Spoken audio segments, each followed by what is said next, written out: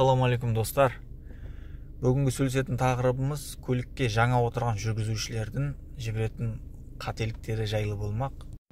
Ең көп кездесетін ең алғашқы болып ол көлікті өшіріп алу болып есептеледі.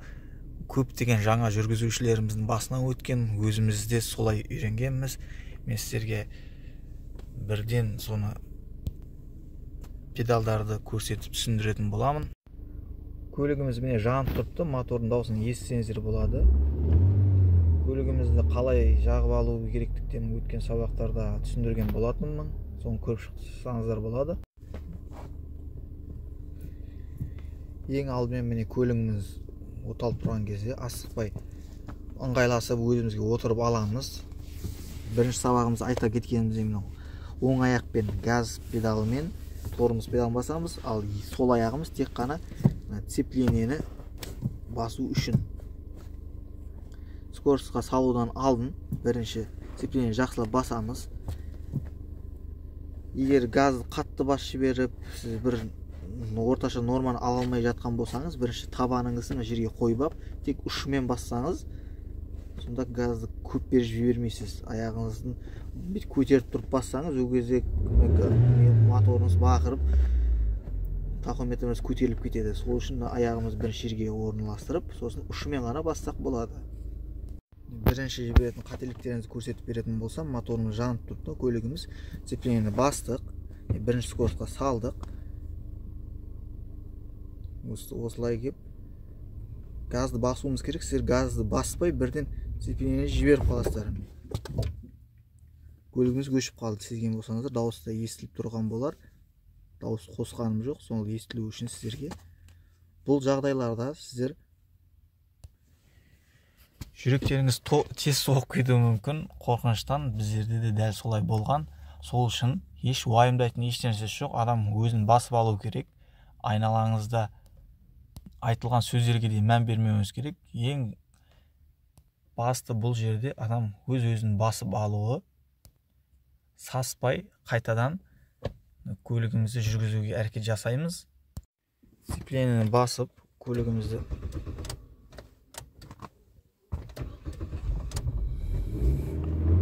оталдырып аламыз.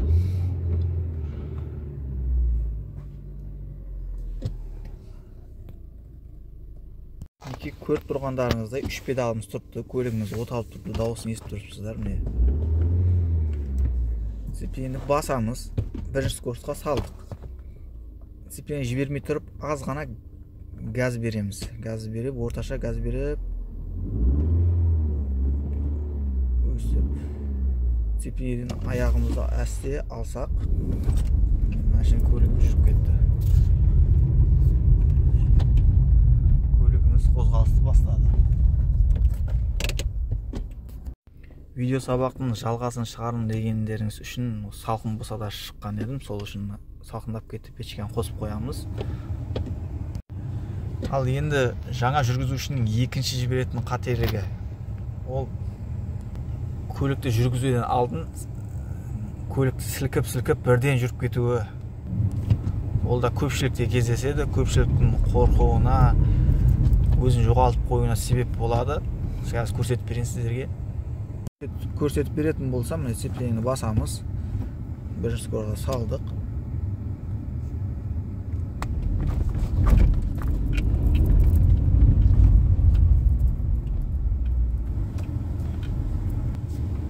Көрдіңіздер, міне және көрсетіп берейін сіздерге. Оған себеп болатыны біздер цеплениені бірден жіберіп, бірден газ бергеніміз болды. Ол кезде қорқпай бірден газдан аяғымызды аламыз, бірден цеплениемен тормозды басуымыз керек болады. Газдан аяқтарыңызды алсаңыздар, көлік ешқайда жүріп кетпейді. Тормозды басып тұрып, цеплениемен бірден шығарамыз, бірінші скоростьтан. Жаймен цеплениеден аяғымызды алып, қол тормозын тартқанымыздан кейін тормоздан да аяғымызды алсақ болады. Көлігіміз жанып тұрыпты. Көлік айдауда ең басты ескеретін жайт, адам қорқып кетпеу керек, өзін басып алу керек. Сіз көлік руль тізгінінде ұстап отырған кезіңізде көлік қатты жүріп кетсе егер міне цеплениемен бірден тормозды басыңыз, сол кезде көлік ешқайда жүріп кетпейді, тұрған жерінде қата қалады. Сол нәрсені қайталап бір үйреніп алсаңыздар жақсы болады. Ал көпшілік жүргізушілер тормозды басып қорқып кеткеннен газды басады. Газды басқаннан кейін ол өзі қорқып бара жатқан адам машина қатты жұлқып айдағаннан кейін одан бетер қорқып іздер жаман жағдайларға алып келуі мүмкін. Сол үшін бір жағдай болма, бірден газдан аяғыңызды алып, тормозды басыңыз, цеплениені қоса. Одан кейін скоростымыздан шығарып, қол тормозын тартып қойсақ, ручникті түсінік деп айтсақ, сол кезде көлігіміз ешқайда жылжып кетпейді. Өзіңізді басып, жүрек ұрысыңыз жай өз қалпына келгеннен кейін қайтадан бастасаңыз болады жүргізуді. Достар, сонымен үшінші қателік жайлы айтатын болсақ, міне көлігімізді жүргізуді үйрендік. Жүріп баратқан кезінде бірден тормозды басуымыз, цеплениені баспай тормозды бірден басуымыз. Ол кезде көлігіміз бірден сілтеп тұрған жерінде бірден тоқтап қалады. Сосын жүргізушінің қобалжуына себеп болады. Ол жағдайда көп кездеседі біздердің үйренуіміз кезінде. Сіздерге түсіндіріп берейін, көрсетіп берейін бірден. Бірге салдық. Көлігіміз жүріп бара жатыр міне. Цеплениені аяғымызды алдық. Өстіп келе жатқан кезде цеплениені баспай бірден тормозды басуымыз. Тып-тыныш болып қалды міне көлігіміз. Бұл жағдай қол тормозын тартып қоямыз. Бұл жағдай көлігіміздің қиналуына да алып келеді, одан кейін өзіңізге де сенімсіздік оятады. Сол үшін жүріп келе жатсыз, міне газбен тоқтаудан алдын міндетті түрде цеплениені басуыңыз керек. Содан кейін жаймен тормоздап тоқтасаңыз болады. Одан кейін скоростымызды қаласыға шығарып қоямыз. Және бір жіберілетін қателікті айта кетсем, көлігіміз жүріп келе жатқан жерден цеплениені бастық, тормозды басып тоқтадық. Тоқтап тұрмыз бір жерде. Скоросттан шығармай, көпшілік бірден цеплениені аяғын қойып жіберуі мүмкін. Сол кезде де көлігіміз өшіп қалады. Сондықтан цеплениені басып тормозды басқанымыздан кейін скоростымыздан шығаруымыз керек. Қол тормозды тартамыз. Одан кейін тормоздан жайлап цеплениені аяғымызды алсақ, көлігіміз бір жайында тұрады.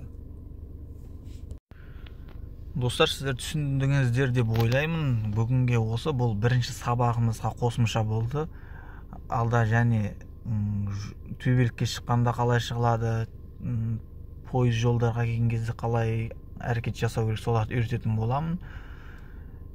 Осы видеоны көріп, қайталап осыны қайталасаңыздар, өздеріңіз қолдарыңыз, аяқтарыңыз тезірек үйреніседі. Бөлген уақыттарыңыз үшін алғыс айтамын. Бағалап достармен бөлісе кетіңіздер. Міне қайтсақ та болады, кеш болып күнде батайын деп жатыр. Сау болыңыздар достар. Келесі сабақтарда кездескенше. Комментарийда өз ойларыңызды білдіріп, қызыққан сұрақтарыңызды қойсаңыздар болады. Соған байланысты болып та қалуы мүмкін келесі видеоларымыз. Сау болыңыздар.